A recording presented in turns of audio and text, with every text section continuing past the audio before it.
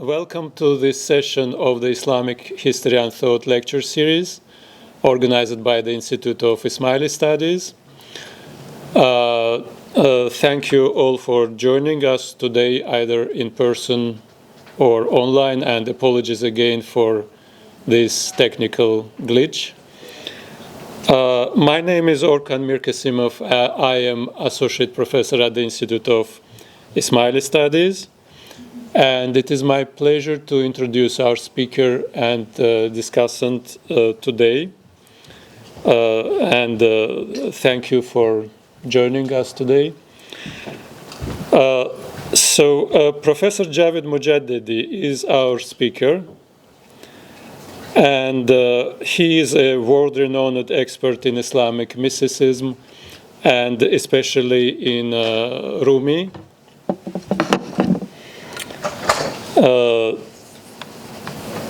So it's a great privilege to have him with us today. He is professor and chair of the Department of Religion at Rutgers University. His translation, the Masnavi Book 1, was awarded the Lois Roth Prize by the American Institute of Iranian Studies. He has published 5 of the 6 books of Rumi's Masnavi to date, all as Oxford Words Classics editions. And book 6 is scheduled to be released in September 25. So to complete this really monumental project of edition of translation of Rumi's Masnavi. And his other books include Beyond Dogma, Rumi's teachings on friendship with God and early Sufi theories, and the biographical tradition in Sufism. Dr. Dariush Muhammadpour is our discussant today. Dr. Muhammadpour is an associate professor in the Department of Academic Research at the IES. He is also a lecturer for the Department of Education and the head of Constituency Studies. He is the editor of Ismaili Heritage Series, published by the Institute of Ismaili Studies. And his areas of expertise cover Ismaili philosophy, mysticism, Persian literature, and contemporary Muslim politics. He has a wide range of publications in these areas. Thank you very much. So that's for my introduction. And Professor Mojaddedi, please, it's your time.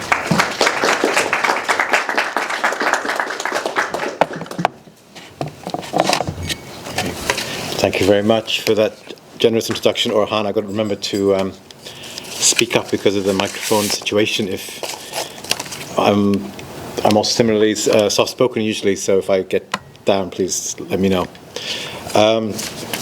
Thank you everybody for making it possible for me to come here. It's an incredible building, and I'd never actually been to this part of London before, even though I was brought up in England, and I lived here until I was 29, and I hadn't seen the transformation that's happened here. It's very, very. I arrived a little bit early and wandered around and had a little tour of the gardens, but thanks to Orhan. So it's been very enjoyable. Well, the origin of this lecture actually was that I was encouraged to speak on this topic, and anybody who's familiar with my work knows that I've not really addressed it before, although I think that most of my work has been on Rumi and before Rumi, rather than anything after or contemporary at all. But I think this is a very important issue, so I was glad to have a chance to think about it, and increasingly so, I feel with so much dehumanization of Muslims in particular, this is essential that we have an accurate and comprehensive understanding of somebody's writing, somebody who's so well known and popular in the non-Muslim world, so we can have a meaningful conversation about what this means in terms of commonalities and interests which I think are so often overlooked, invariably because of the dehumanization of Muslims and so many of the stereotypes that are, people here, I'm sure, of the long history of them, and I'm sure we'll hear more about having a chance to discuss them. I think this is the darkest and most dystopian time I've ever lived through, and most people, I imagine, have lived through. But and it's nowhere to compare with this. But another time that I remember was September 11, 2001, because I was working on that day in Manhattan. And in the afternoon, I was going in every day to Columbia University. We were far away that those days we went to the window of a cafe to look in at the television screens to see what was going on in downtown. We heard about it, sure, on the news sites, but there wasn't live streamed at that time. And then somebody had to put the radio on for some live information. So we couldn't all go to TV. There was no TV screen where we were at Encyclopedia Iranica.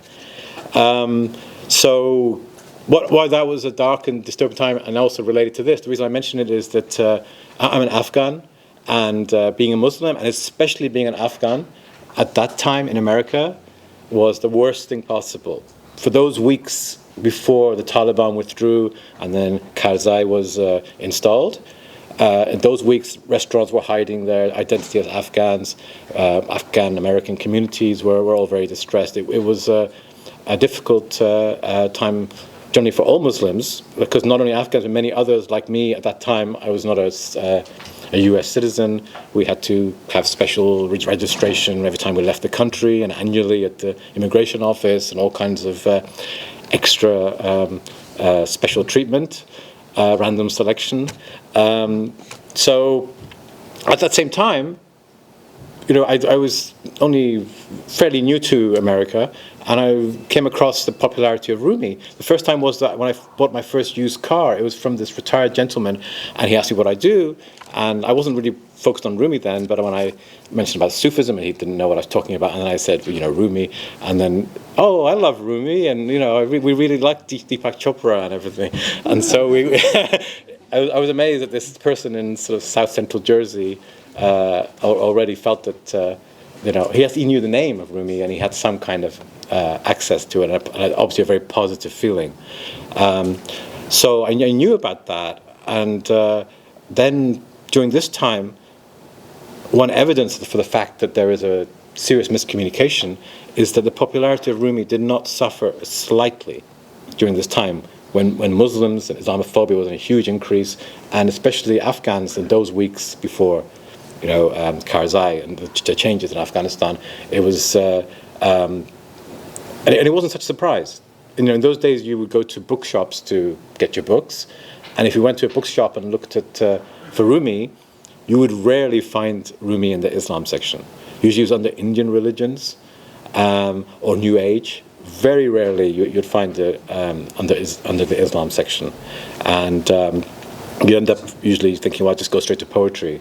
I'd hopefully find something there rather than try to look in the section where you would, intelligently expect it to be at. So to me, I felt then that this is really a lost opportunity, and it wasn't difficult to see why, because the Rumi that is so popular, the best-selling Rumi, is a Rumi that I don't think it's a sort of an Islamic-phobic agenda from the poet, but one of the effects of his efforts to make a beautiful Rumi in English is that you wouldn't know that from the poetry that it comes from an Islamic context. And so this one is the most popular poem in the English language today. This means like more popular than T.S. Eliot and any other poet in the English language. And it's originally a poem in Persian by Rumi. This translation by Coleman Barks, published I think in the 80s in Unseen Rain. It's Coleman Barks with John Moeen. John Moeen was an Armenian-Iranian linguist, actually based in New York. I met him at least once. And he would, I think, do a literal translation for Coleman Barks, and then Coleman Barks would make it in something beautiful like this. Out beyond ideas of wrongdoing and right-doing, there is a field. I'll meet you there. When the soul lies down in that grass, the world is too full to talk about. Ideas, language, even the phrase each other doesn't make any sense. Usually you get the first two lines in a lot of places, especially with, now we're living in meme culture. The rest of it makes it a bit too long for most of them. But if you look at this poem, you would have no idea whether it's coming from an Islamic context or any other context. And there's not even much clue that it's really particularly religious. And I think that's where Coleman Barks is, if he has an agenda, and I've had a good chance to talk with him, albeit a short bus journey to the airport after a conference. I don't think he has any kind of conscious Islamophobic negative intentions, but the result of it can definitely feed into it or deny the attempt to address it. And usually he takes God out of his poetry, religion out of his poetry. So, and Islam, of course, as a result, is going to be out of the poetry as well, rather than specifically trying to take the Islam. But it's a consequence of his target audience who don't want to have mention of God and don't want to have mention of any religion. And then, as a result, the Islamic context is lost.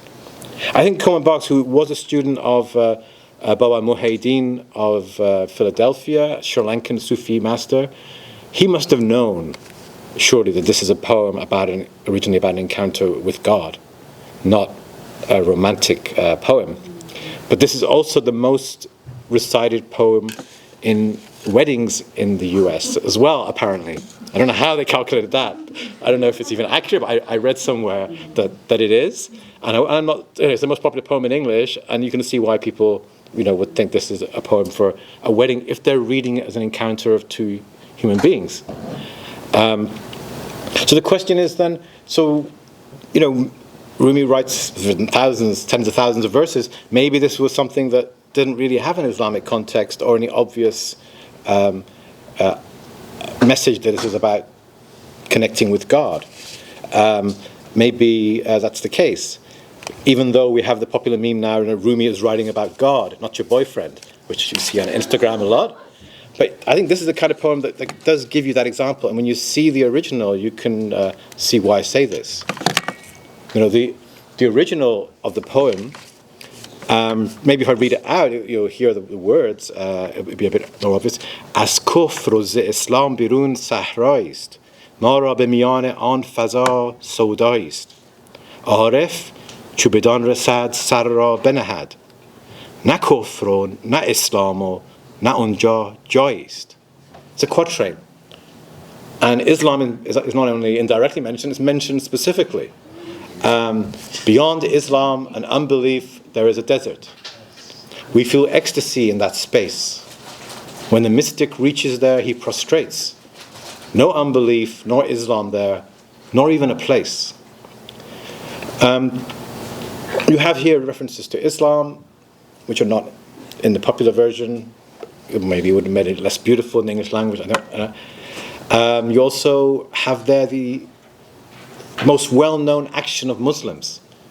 And this is even before the likes of Mohammed Salah celebrated goals by putting his head to the ground. Even before that, if you look at Hollywood and the media, whenever Muslims are shown, usually you hear the call to prayer and you see pictures of Muslims putting their head to the ground. This is the old, Orientalist motif of Muslims. So everybody knows that it's not about lying in the grass. The terminology, I admit, is a bit ambiguous in the Persian, but I think in this context, Sarah Benahed is putting the head to the ground, which I put here as prostrate. And what more if you're in that space of the desert and feeling the ecstasy of being in that realm with the divine, which is there's no other person. It's just the Arif and the ecstasy that they're feeling beyond Islam and beyond infidelity. What we have, I think, is that the words. I went backwards. The words each other. The phrase "each other" makes people think that there's more than one person that's involved with this.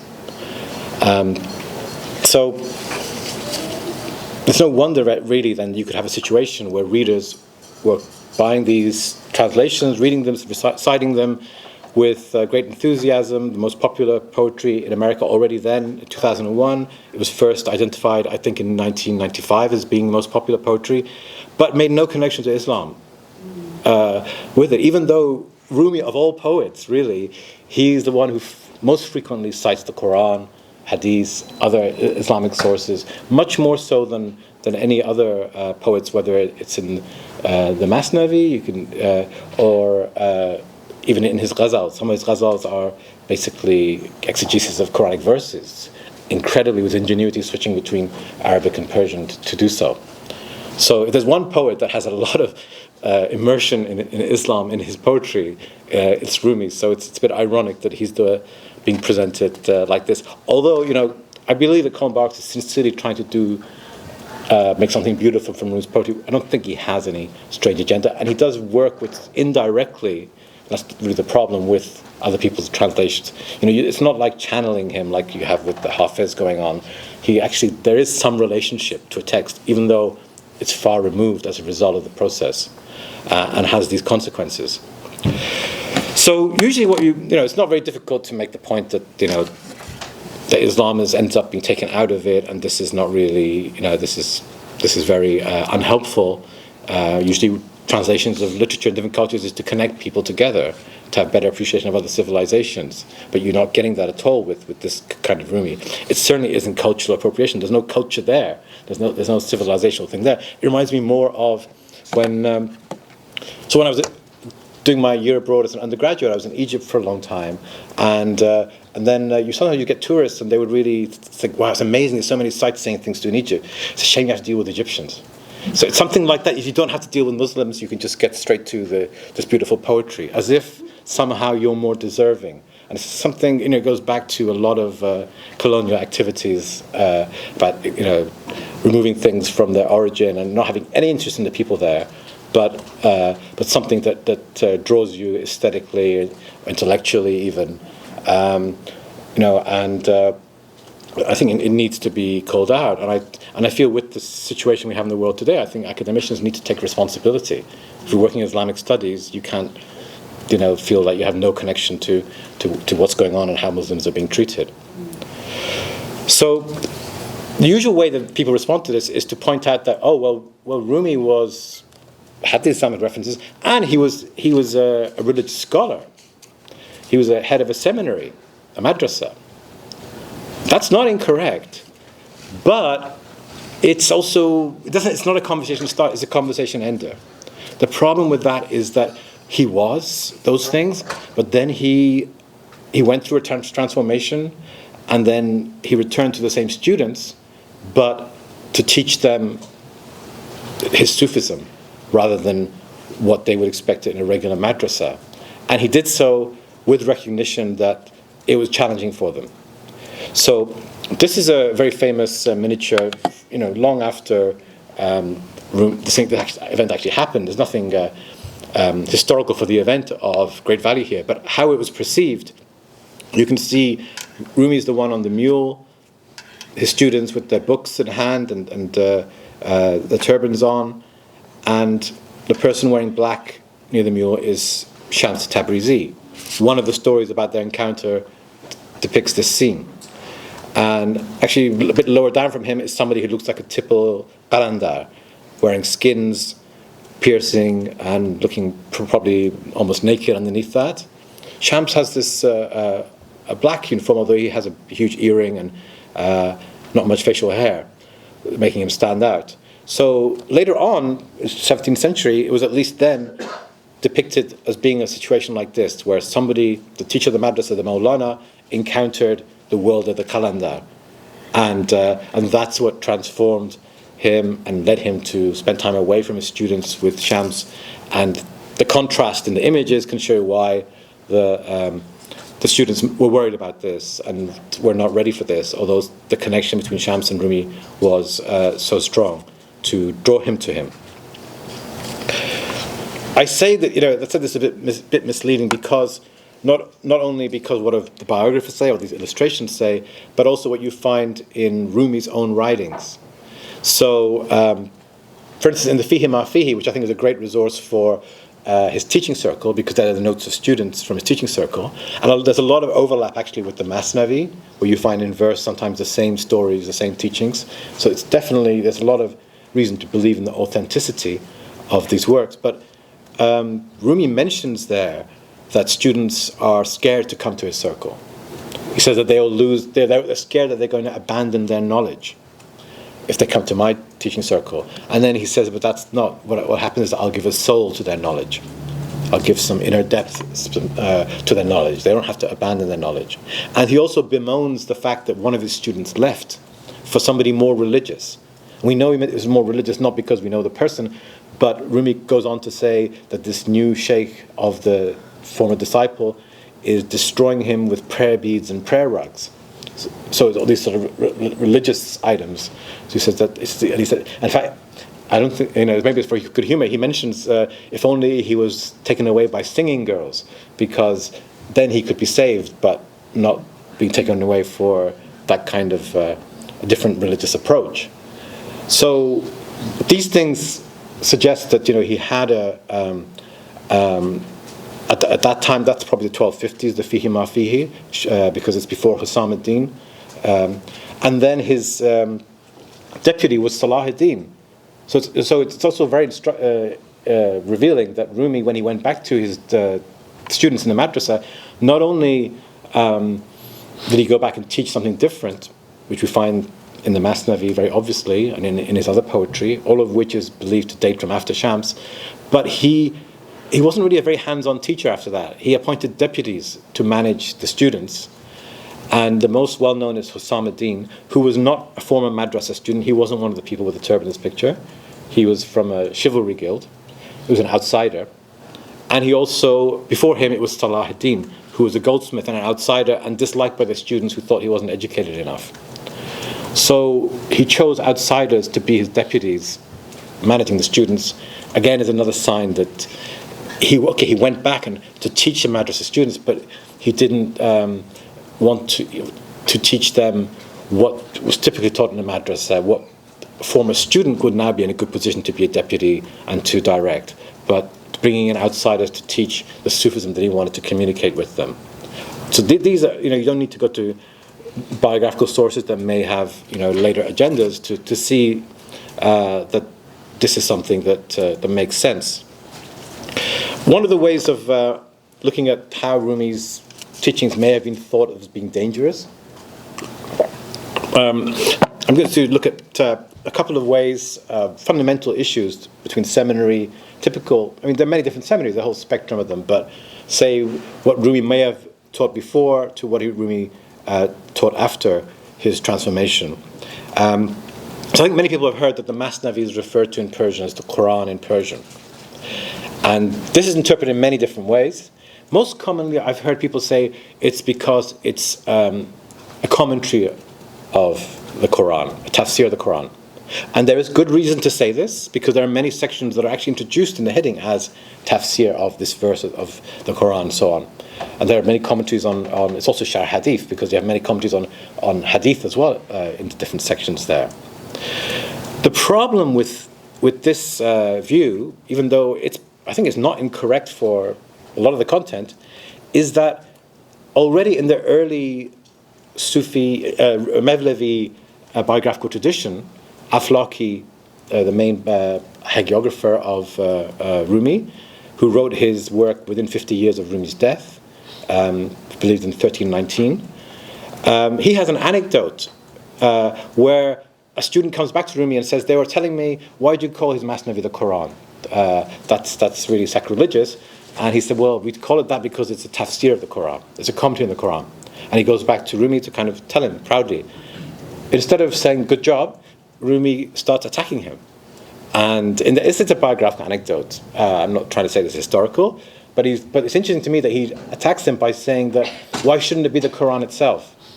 And everything that comes from the tongues of the friends of God is kalam Allah, the speech of God, the Quran theologically. And so I think that this is a segue to looking more at Rumi's ideas about divine communication or revelation. But what's historically important about that is this is 1319 Aflaki. A lot of people attribute the idea of Quran in Persian to Jami, who lived in the 15th century. He has this famous verse where he says, Masnavi, Ma'navi, Mawlavi, Quran ast dar zaban Pahlavi, Man cheguyam wasf an Ali Janab, Nist Peyghambar, wali darad kitab. So Mawlana's mystic book, the Masnavi, is the Quran in Persian poetry. How can I describe that man of lofty station? Though not a prophet, he brought revelation. So there's the irony there. He's not a prophet, but he's got a kitab. Kitab in that context is a holy book. But that's 1319, Aflaki, the anecdote. It was certainly a view among the Mevlevi circles that Masnavi is somehow Quran in Persian, and that there's some kind of debate about whether it's a tafsir of the Quran or whether it is because it comes from the same source of the Quran, which the anecdote puts in the mouth of Rumi. We might not know whether Rumi would have said this, but actually I think the first place you find the Masnavi being compared to the Quran is actually in the Masnavi itself. Before we get to that one, in the Fihi Ma Fihi, which is prose, because in poetry people say poetic license and hyperbole and interpretation, so I always like to give you something prose when you have it in the Fihi Ma Fihi as well. In the Fihi Ma Fihi you have this statement. When it is stated that after Muhammad and the other prophets, Wahi is not sent down to other people, that's not the case. It's simply not called Wahi. Wahi, the divine revelation like the Quran.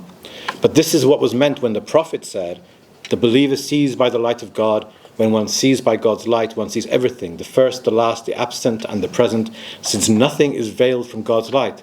Thus, what is meant is Wahi, even though it is not called Wahi. Pas ma'ni Wahi ast agar anche Wahi nakhonand. The meaning is Wahi, even though they don't call it Wahi. And that last bit is an allusion to the fact that most Sufis would use a different term for the divine communication that Sufi friends of God have, in kind of deference to the divine communication of the Prophet. But what Rumi is doing here is typical of him, in that he's using a hadith, he's using a source known by his seminary students already to support a view that seminarians, I don't think, would be very comfortable with. Typical seminarians, maybe like his own students, maybe the ones who left or the ones who say they're scared to go and study with him. This is the kind of thing they might not like. Because for mystics, the Prophet opened new ways. He didn't seal anything shut, he opened new ways. Rumi even has this analogy. He says that the Prophet Muhammad, peace be upon him, he cleared the way through the snow and he put up signposts so that others after him can reach the same destination. Not that he put a gate there and shut it. The whole idea was it's opening a way that's difficult for others to reach. So for the mystics, it's all about opening. It doesn't make sense to close. I mean, what is the mystic endeavor if everything's closed now? It has to be continually open. Whereas for the ulama, there is a self-interest in closing, because the end result of closing is to say, well, all we have left is the textual heritage, and we're the ones who compile and interpret that. Ours is there's nothing that the mystics can say that can overrule anything that we have in our interpretations of the text, because that's the end of it, and anything else has to be beneath it. So, but its origins, are so emphatically Islamic, even supported by Rumi by hadith. He's gone back to his Muslim students, believing that they have the right starting point in order to be able to expand their horizons and perceive these things. It's not something that's brought out of the context of Islamic discussion or somehow foreign to it. It's just a much broader understanding than what you might typically expect from a seminary that focuses more on outward practice and outward belief. So I say, well, I think the Masnavi is where it starts, and the reason I say that is in book 3 of the Masnavi, Rumi presents, it's a bit of a long argument where he actually makes the point that the Masnavi is the Quran. It begins with there's a reference to somebody criticizing the Masnavi, saying it's just fairy tales and stories, and then he says, well, people said that about the Quran. And then he develops an argument comparing the friend of God with the Quran. And finally, as his clincher, he does the same thing. He quotes the Quran to support the argument that he's been making.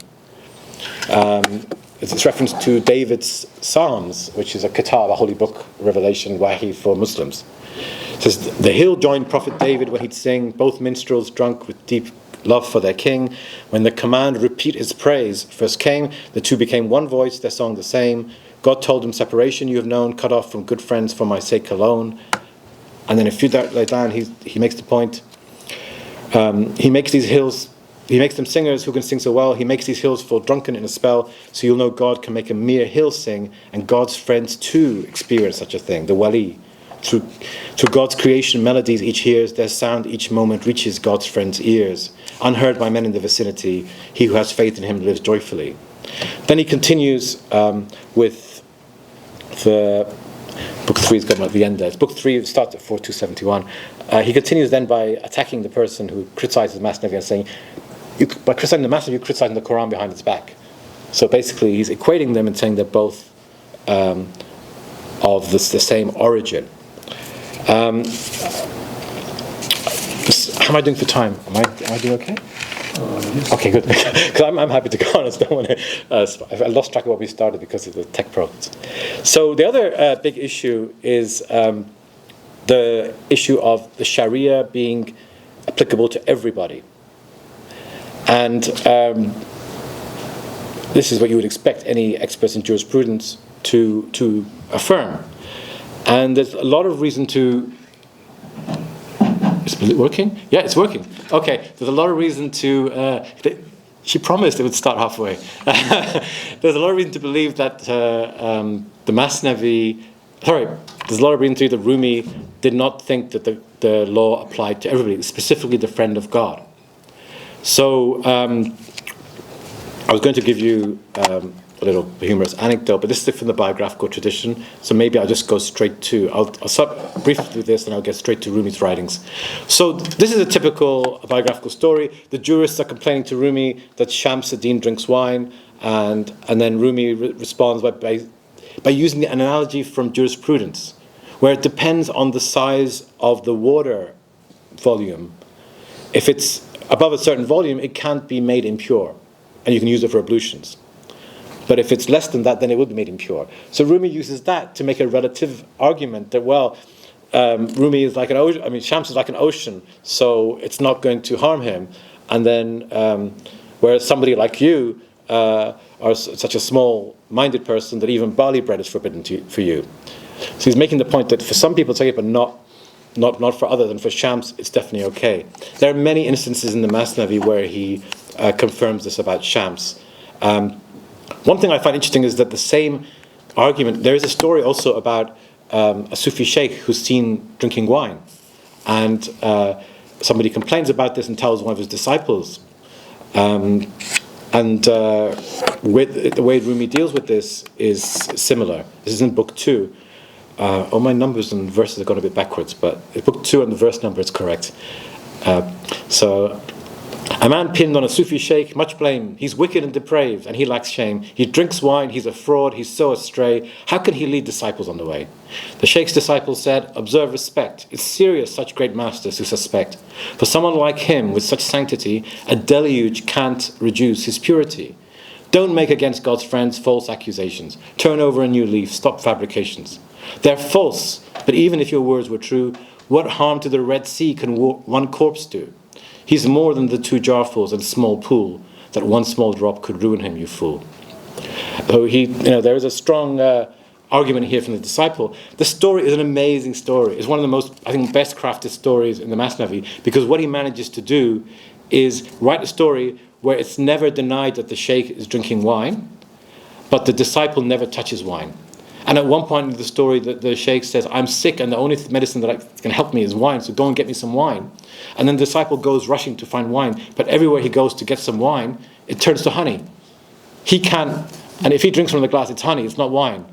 But it's never stated that that's really what the sheikh is drinking. And the sheikh even at one point says, go and get me wine. Because it's medicine, if it's a necessity, it's halal. There's no, and the principle of necessity, there's nothing else to drink except wine, or that can cure you. There's nothing wrong with it. So it's a very well-crafted story that he manages to keep that difference. And I think for Rumi, he has the idea of relativity, which is not, something that's that common with, in a seminary focused on teaching law, for instance. And, the other thing I should perhaps say is that this is well known to Muslim readers, and that's in order to get to my main point. Muslim readers are not surprised by this about Rumi. And so the usual stereotype about how this would mean that Rumi must be, ostracized or condemned is just not true. He's revered through a huge swath of the Muslim world, from the Persianate world especially, from Bosnia to South Asia. And the most popular story in Persian, by far, is the story of Moses and the shepherd. There are even some musical performances of it. There was an opera made in LA about it. It really stands out. And in one part of the story, here, this is Rumi's voice speaking. He makes this point. Again, it's fitting in with what we've just been reading. Don't pick at faults and call him a disgrace. Don't wash the blood upon the martyr's face. His blood exceeds your water's purity. The martyr's flaws worth more than piety. Inside the Kaaba, there's no prayer direction. What use are shoes once you have reached the ocean? You don't seek guidance from the drunken men, so why insist they mend their rags again? Beyond religions stands God's lovers' nation. God is their creed and denomination. And that line is particularly popular. I've spoken to a lot of Iranian scholars who quote it. Millat ishq as hame din ha judast, ashiqan ra millat o mazhab khudast. Can be really more emphatic about that, but those who have that kind of a direct encounter, but not saying this as a kind of way for everybody, that there's no interest in law. It comes from the law, but when you reach the Kaaba, there's no prayer direction, but you've reached it somehow. And the purity issue that we've seen before, from that starting point, he reaches this kind of transcendent position. And it's not unique amongst the Sufis, neither of these. When it comes to the juristic issue, Khidr in the Quran was a model for early writings on the Sufis' behavior, and he's somebody who takes from God his instructions and fulfills them, and they don't follow any kind of law or system and shock Moses in Quran Surah 18. And we also find in Sufi authors like Tirmizi in his Sirat al-Awliya, where he writes about how the Wali Allah does what he's communicated to do by God directly. That's the aim. Those who aspire to become Wali Allah, he also makes that distinction, they should follow the basics of the law, but orientation should be towards getting to a stage like the Wali Allah where they are moved by God directly. And that's back in the 9th century, centuries before Rumi. And you find that in many Sufi contexts that the Sufi sheikh or those who've achieved that level are inspired by God. So it's not that they're in a situation where they have to follow the theoretical rulings of scholars, where they are in direct communication with God, which is the ultimate aim. If you don't, if you have that. So there is final sort of support for that in prose, because in poetry sometimes people comment about poetic license. But the 5th book of the Masnavi has a very unusual introduction. It doesn't fit in with any theory about the others that's been written about. It's a long single discourse, and it's often, the first part of it is often quoted, but without the rest it can be a bit misleading. The first part is, this is the 5th of the books of the poem and spiritual exposition that is the Masnavi, clarifying that the Sharia is like a candle which shows the path. Unless you obtain the candle, the path cannot be travelled, period.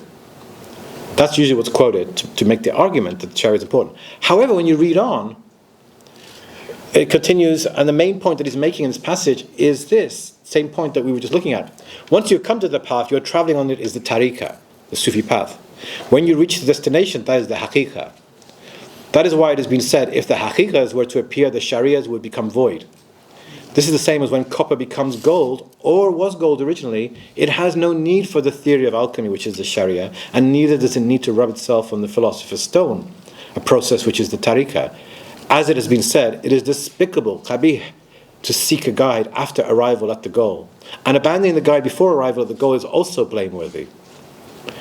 So, Mawlana is pretty consistent about this, in that he sees a place for the Sharia, but for the point of it is that it's a road, like you can say the road to the Kaaba. Once you get to the Kaaba, you don't need a direction. Once you get to the ocean, you take your shoes off if you want to swim in the ocean, and you don't necessarily have to have it all the time.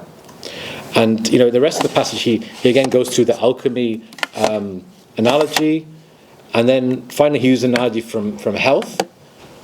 The Sharia may be compared with learning the science of medicine, the tariqah with restricting one's diet in accordance with the science of medicine or taking remedies, and the haqiqah with attaining everlasting good health and being free from the other two.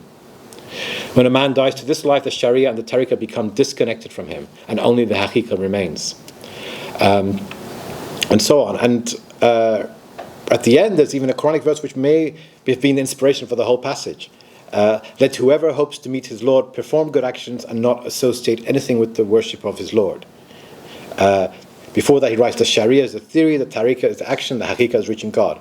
So if you want to reach God, perform good actions, the tariqah, and do not associate anything with the worship of his Lord, Sharia. The only thing I'll say about this, because it's used so much for law, but Sharia may not actually mean law here. The way it's used for theory and oneness of God and so on, sometimes it's used for things more general about religion. But the tariqah even can be abandoned if somebody reaches the end of the path. So the principle is there in what he's saying, that it's a means to an end. And obviously he thought Shams had reached the end to repeatedly make him excluded from such a requirement and justify it. So where is this all going, one may well ask. So what I wish to convey is, with this more nuanced understanding of the way Rumi does fit into the Sufi tradition and Islam in general, is this. The common stereotypes of Muslims would have one believe that such mystics would be at best marginalized and most likely persecuted. On the contrary, like I said, they are revered by millions as the holy exemplars par excellence who possess real wisdom. You can see this by traveling to the Muslim world. And you can see that they are familiar with the parts of his poems that are controversial, like Moses and the Shepherd in Persian. In Turkish, often it's Gel Gel Ne Olursan, that verse that you find quoted by in Turkish for Mevlana, not something very conventional. Then poetry moves Muslims of all persuasions, Shia or Sunni, devout or just nominally Muslims. And they know what that poetry is about. Furthermore, it is supported and also nourished by the foundational sources of Islam. For example, in the case of the revelation issue, which might seem controversial at first, could there be a more apt expression of mysticism by followers of the Prophet Muhammad, none other, than a divine encounter that results in inspired verbal expressions? And in the case of the Sharia, for the goal to be surgically precise in one's actions for the sake of God, and not just based on theoretical writings about what that should be, which are themselves efforts. Fiqh is an effort. No one claims that they know ultimately what God himself wants, but they're making the effort to understand it. Well, the mystic who's in a situation where they are feeling a divine inspiration is like a progress on that same trajectory. If you don't have a law, then how can you understand this kind of desire to be always performing what you're inspired to do? And if you don't have the same sense of revelation through verbal expression there as the basis, why is it so many Sufis talk about their books being divinely inspired or given by God? It's just emphatically Islamic. You should just broaden your perspective of what Islam is.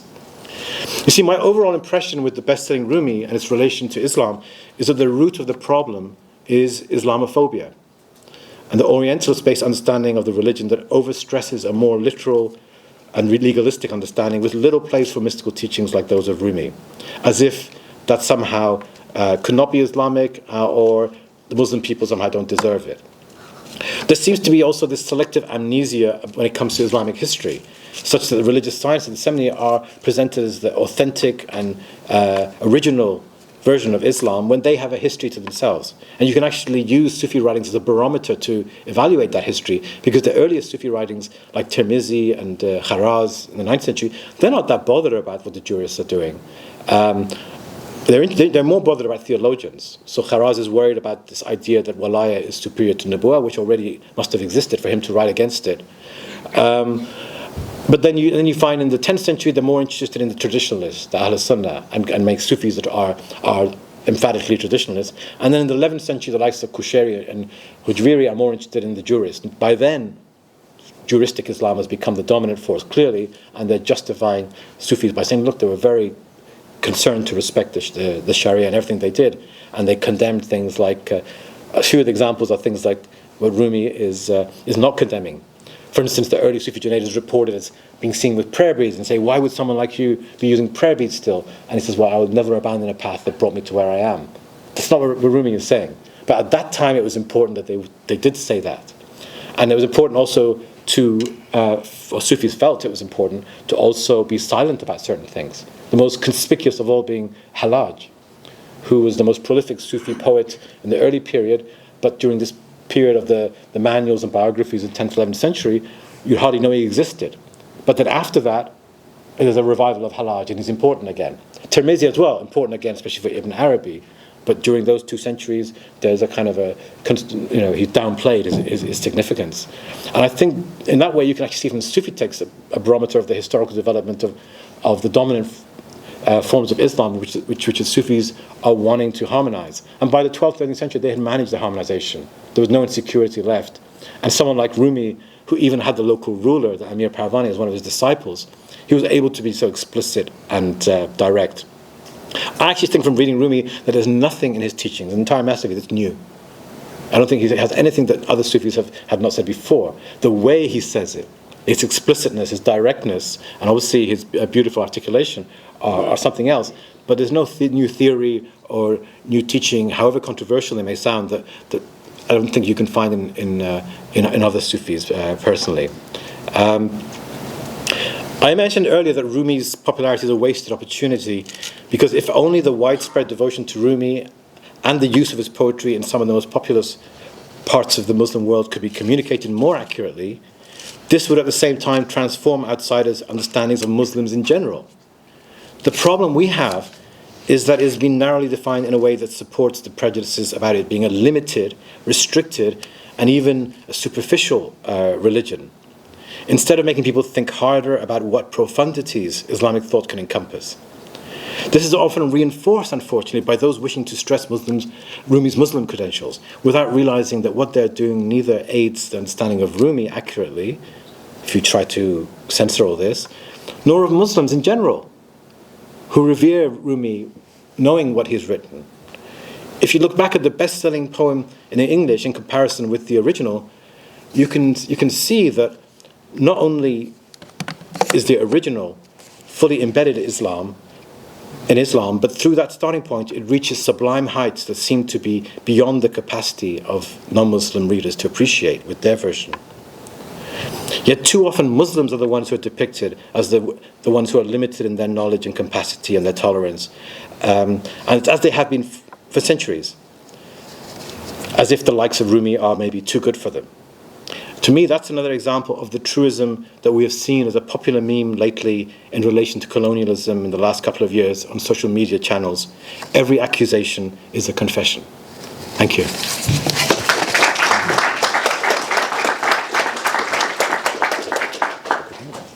Thank you very much, Professor Mojaddedi, for this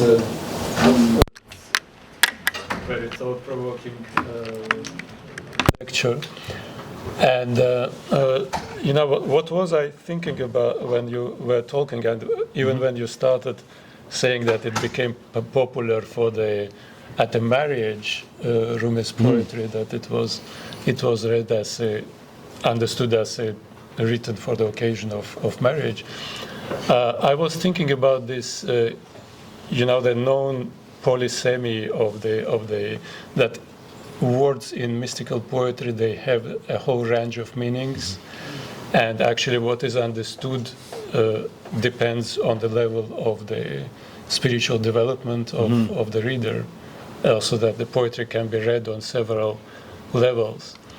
And it was Ahmad al-Ghazali who expressed this idea very beautifully in his introduction to Kitab al-Sawanih, where he says that he compares it to the marriage, that whatever the mystics experience in a higher world is actually cannot be expressed in the words of everyday language, but they somehow make this connection in a poetry. And he talks about this as a marriage of the meanings of ma'ani with the words of everyday language. And this poetry uses the words of everyday, right, the normal Persian, especially Rumi, spoken language, to express the meanings and experiences which lay in the area of maybe beyond the everyday experience of people. So then I was just thinking about how difficult it is to translate this kind of language, maintaining this possibility of access to different levels of meaning, and also given that most of this vocabulary at the same time there are words of everyday language, but also they have some technical meaning which means something else in the context of mystical experience. So this, I don't know if you have any comment. Yeah, so I think with Rumi, he often criticizes his poetry, and many people think that he's just being modest, like it's being stale bread and so on.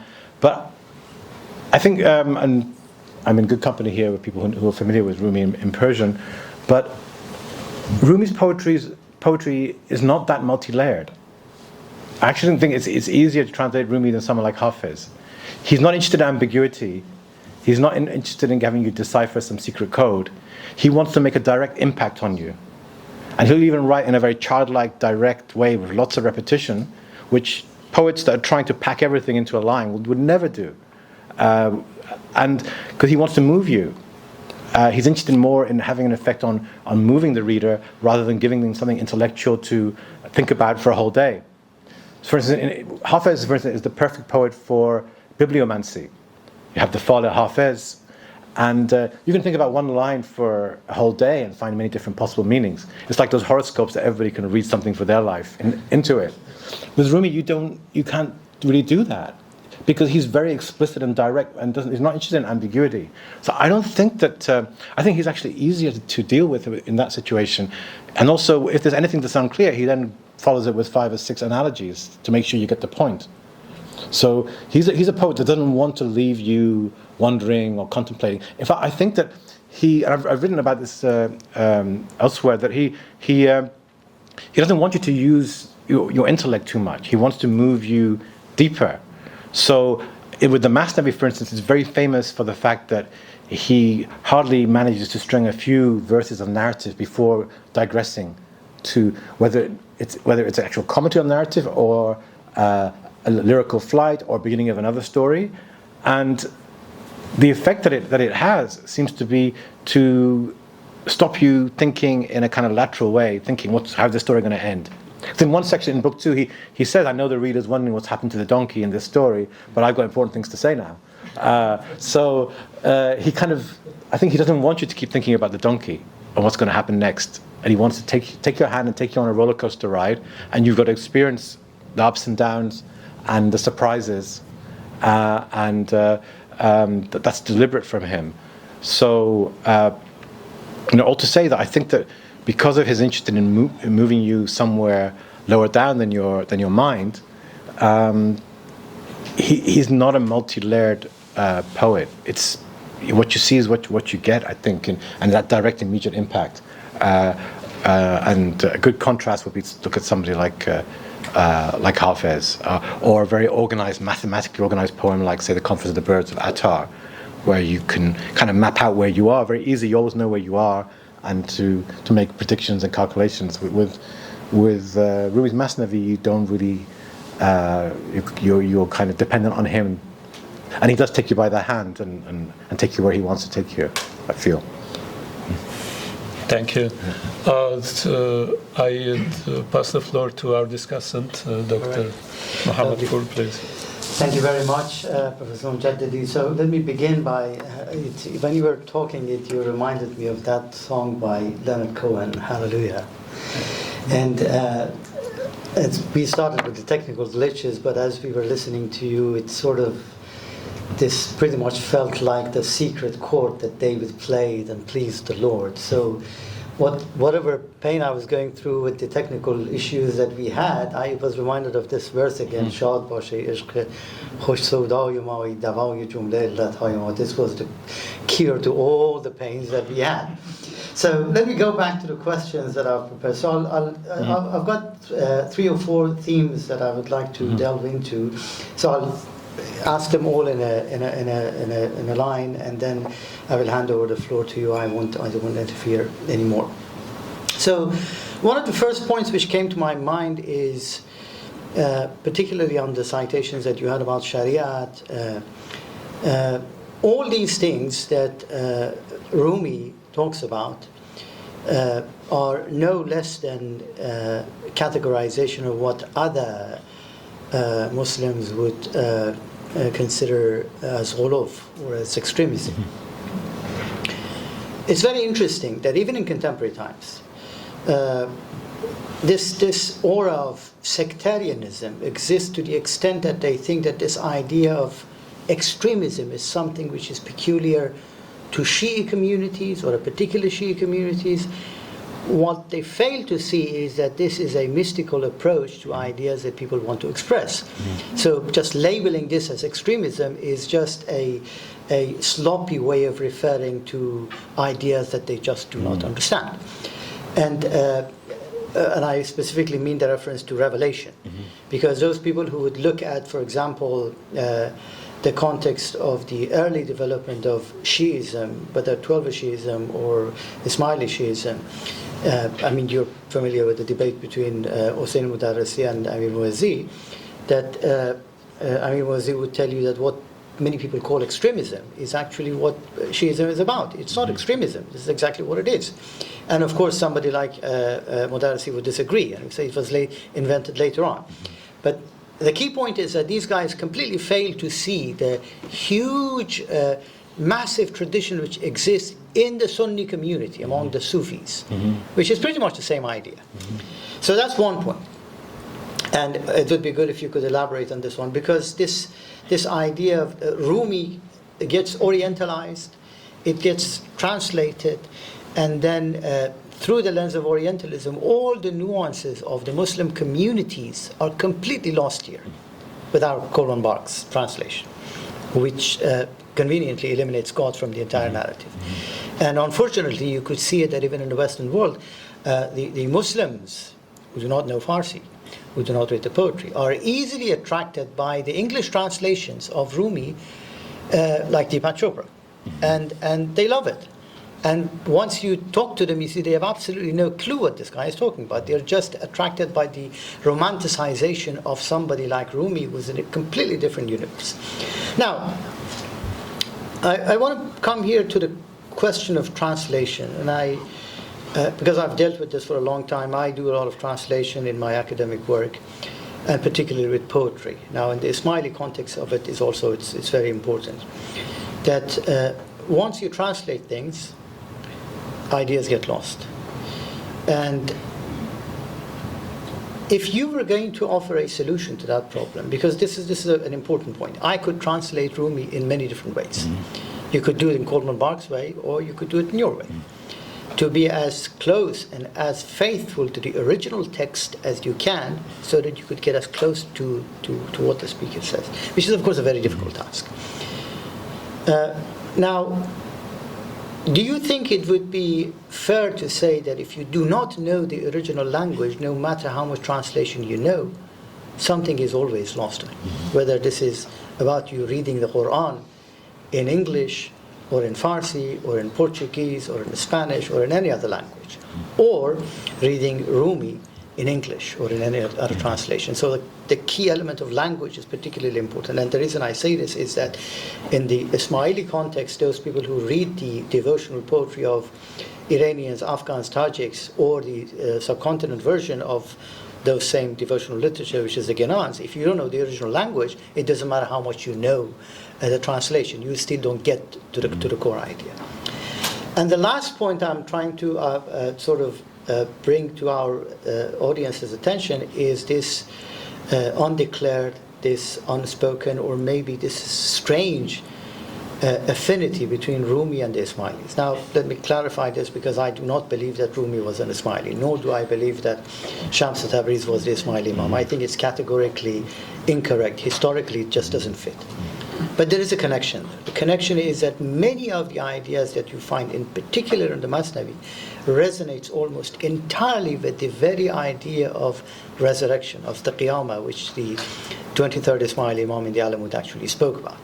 And now if you remove that kind of sectarian approach, which I referred to as extremism earlier, what Rumi says is no different than what Hasan al-Salam was saying in the Alamut period. It's pretty much the same idea. So what is it that brings them so close to one another? So I'd like to stop here and hand over the floor to you. Sorry for my Okay, thank you very much. Very interesting questions. So the first point that you made, I completely agree with you. I think part of it is that the people often refer to it as the classic Sufi manuals, or they're writings from a specific period that are treated as normative for Sufism. And they have, to be fair, for centuries they've been used in the scholastic study of Sufism. A text like Al-Qushayri's Risala, which has a clear agenda that's not even hidden, that he tells you what he's doing. In the heading for the section on the biographies, for instance, is the biographies of Sufis and their reverence for the Sharia, Ta'zim al-Sharia. So each biography that he includes has to include something for reverence for Sharia. These works, which were written between the 10th and the 11th centuries, they've been treated as somehow normative and all authoritative. But as one experiment, if you look at the writings before that time, like Kharaz and Tirmizi, very, very important prose works, and then look at writings after that time, you'll see that this was not a process of continuation, but it was kind of an interruption this time.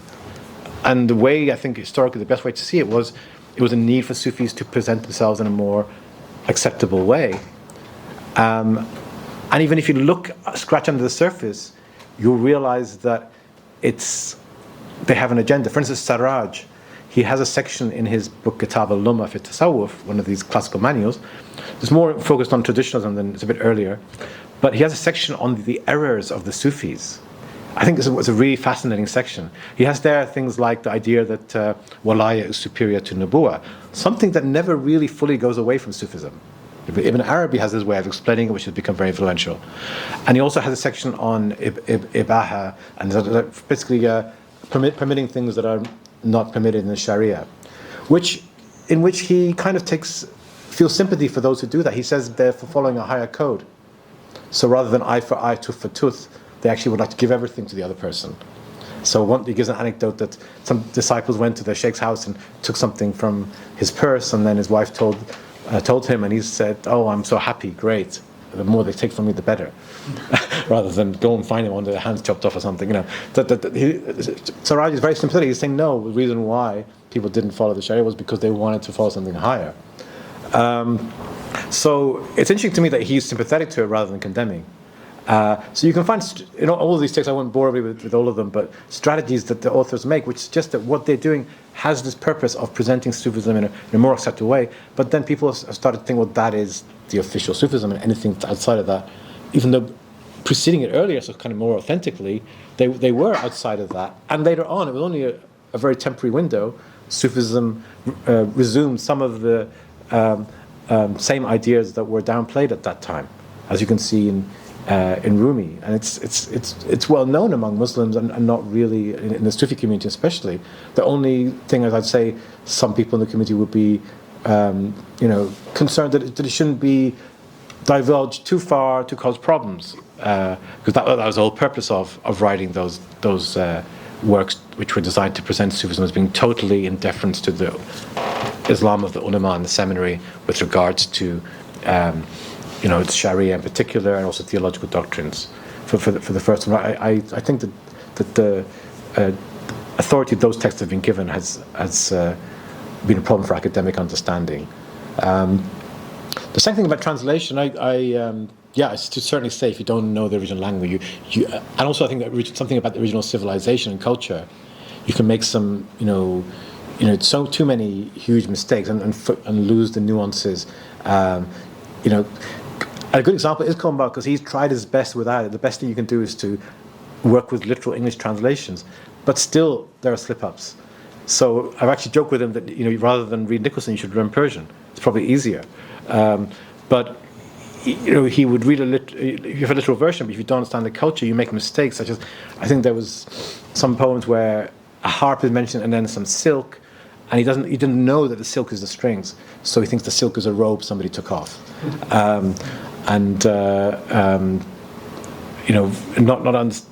missing some points about the wider culture and civilization can make you sort of go in the wrong direction. There's a famous example where, due to a typo in the Arbery translation, where blind became blonde, he went in the wrong direction.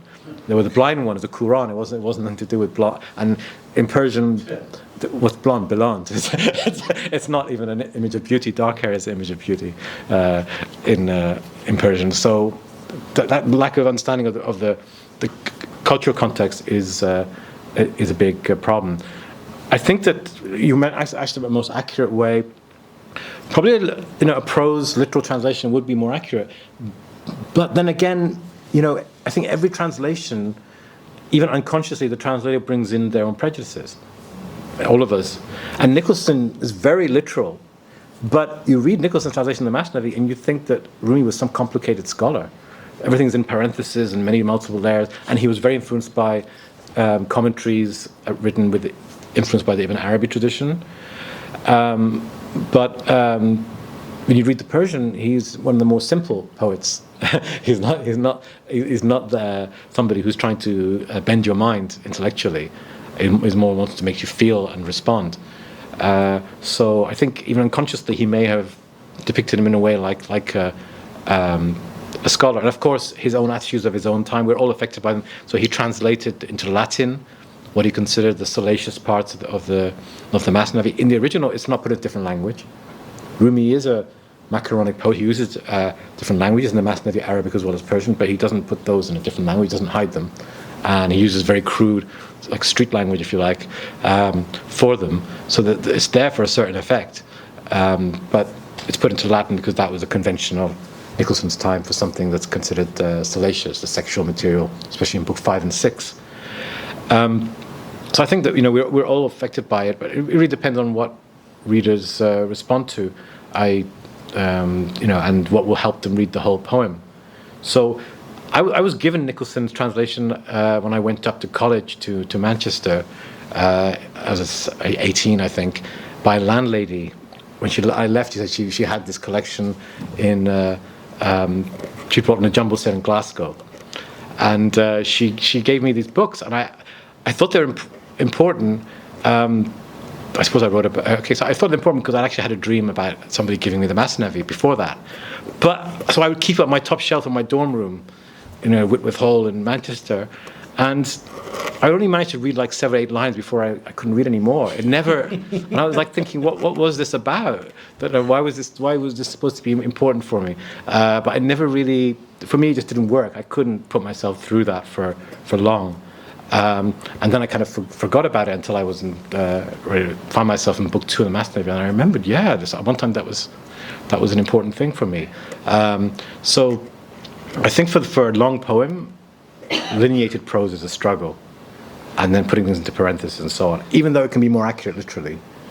Ultimately, there's always a compromise when it's not in the original, and you try your best to make it less compromising. I'm actually being asked now if I want to do a second edition of book 1, because I've just finished book 6. And I actually welcome the opportunity because it's been 25 years or longer. So now I look back, I think I could do that better. And usually it's like I could do it better in terms of being more faithful, but also keep the structure. So I'm actually I decided, okay, I will do that. Because I think it's worth doing. I think if anybody's followed it, the later books tend to hopefully get better or worse. But you look back some 25 years ago and you think, I shouldn't have made, such a decision there. I should have stuck more with it. So yeah, I think even an individual can look back and think, there are ways you can definitely improve it as you've changed as a person over the years. The third one was an important one. Oh yeah, the Ismaili connection. Yeah, so It's an interesting connection because Shams is such a mysterious figure. Nobody really knows much about him. These claims have been made about him, and you can't really prove or disprove that well. There is the maqalat, but that's not a text that you can really rely on as being the work of Shams. I'd had a discussion with the beautiful late Frank Lewis, one of the nicest people in academia, and he mentioned that the reason why he thought it was reliable was because somebody had said that it was written in the hand of Rumi's son, Sultan Walad. And I questioned this, but a year or two ago, Kyla Jackson has written a book on the manuscripts of the early Mevlevis, and I had a chance to read it, to write a blurb. So I asked her about this, and she said there's no distinctive handwriting of Sultan Walad. So I feel a bit better that I don't think the maqalat is something that you can say just because the handwriting, that somehow you have to believe. A text would jump from one thing to another with lots of interpolations. You have to suspend logic to say that that's one person writing that book. So I don't think it's that clear. The only thing about Rumi and Ismailism and all Shiism is that he's very disrespectful to Shiism, actually. That there's the story about Ashura in particular. Yeah, the 12 verse. Yeah, the morning of the Muharram is criticized by him very. Yeah, and also he has a story about being called Omar in Kashan, that nobody will serve you any food in any shop if your name is Omar. But if you're Ali, you'll be fine. So he kind of. But we have an Omar Ali here. That is fine. So you can use your other name, but he's making a joke on this issue, which he thinks is absurd, obviously. So he's using that as a platform for a joke, but it also is in context of teaching. So, but then he Qiyamat, definitely for him, it's a very common imagery. The spiritual Qiyamat, very frequent, and he definitely makes use of that, which is not that common amongst Sufi authors to be constantly using that idea, but he's certainly moved by the idea of a spiritual Qiyamat. So I would say there are overlaps, but I don't see anything compelling to place him within Ismailism. No. That was not my intention. My point is that I think he's almost without doubt he's not an Ismaili. Yeah. Okay, but the key point is that the Ismailis of later generations started massively using his poetry because they found this affinity which is unmistakable. That's and no of surprise. course, this is exactly where the connection of Qiyamat comes into the question.